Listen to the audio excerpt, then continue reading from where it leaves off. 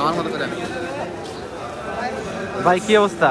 আলহামদুলিল্লাহ, শুক্র আলহামদুলিল্লাহ। চলে আসলেন তো অবশেষে হ্যাঁ, ভাইরাল অবশেষে মসজিদে। ভাইরাল মসজিদে আসলাম। অনেকদিন থেকে আসার প্ল্যান ছিল, বিভিন্ন কাজে ব্যস্ততার কারণে আসা হয়নি আর কি।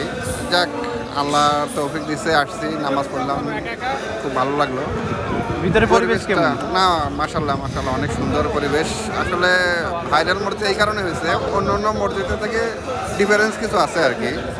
ভিতরে অনেক ডিজাইন। হ্যাঁ, ভিতরের ডিজাইনগুলো অনেক সুন্দর, মানে অত্যাধুনিক ডিজাইন আর কি, যেটা আসলে সচরাচর এটা বাংলাদেশে তো দেখা আপনার যায় না। ফিলিস্তিনের ওই মসজিদের ডিজাইনে করা, হ্যাঁ কিন্তু হ্যাঁ ওইরকম হ্যাঁ। স্টাইল। আসলে ওখানে তো যাইনি, বাট এমনিতে ইউটিউবে দেখা। তবে যাক, খুব ভালো লাগছে, অনেকটা খুব ভালো ওইরকমই feelings। ফিল মনে হইতেছে আর কি। হ্যাঁ, অনেক ভালো ফিলিংস হলো। এখানে আরো যাক। কিন্তু বিষয় আছে, এই যে সামনে অনেক জায়গা সুন্দর।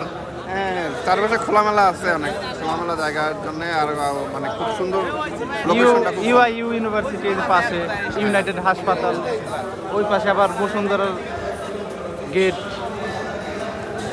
কিছু মিলে আসলে ভালোই। এখানে আসবে কিভাবে বাটারা থেকে?